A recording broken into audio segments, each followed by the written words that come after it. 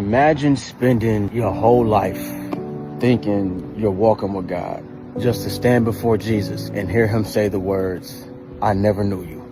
In the book of James, it says, even demons believe and they tremble. Demons are not atheists. They've seen his power. They know his authority. But knowing who Jesus is not the same as belonging to him. I can believe that a gym exists and still not get in shape. Belief that never changes the way you live is just information. In the book of Matthew, Jesus is speaking to the crowd and his disciples on the mountainside, and he's talking to them about Judgment Day. Jesus said, "Not everyone that saith unto me, Lord, Lord, shall enter into the kingdom of heaven, but he that doeth the will of my Father which is in heaven." And then he said, "Many will say unto me, Lord, Lord, have we not prophesied in thy name? And in thy name have cast out devils? And in thy name done many wonderful works?" And what Jesus said next is what scared me, because he said, after they say all of that, "I will profess unto them, I never knew you. Depart from me, you workers of iniquity." And in some translations it says, "You who practice lawlessness." The key word here is practice. Jesus is not talking about someone who sins, repents, and seeks God. He's talking about the people who call him Lord, do religious works, yet continue living in deliberate rebellion against what he demands. Lawlessness isn't just about breaking God's law. It's living life like God's authority just doesn't apply to you. Now, he didn't say, "I never heard of you," because he knows about you. He said, "I never knew you." That means he never had a relationship with you. Being a disciple of Christ isn't just knowing facts about Jesus. It's a ton of atheist history teachers that know facts about Jesus. So don't confuse knowing who Jesus is with knowing Jesus. We've all experienced somebody asking us if we know somebody, and we say,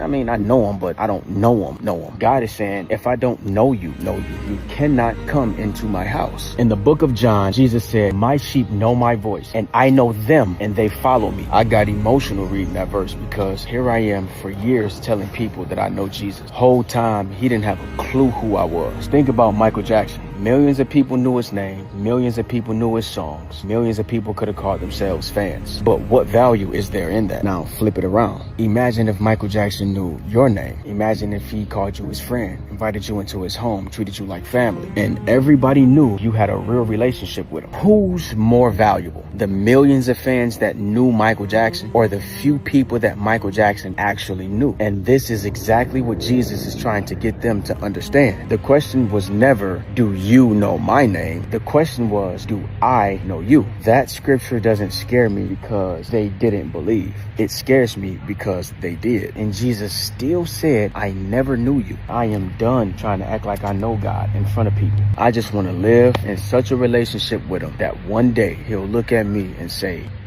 "I know you."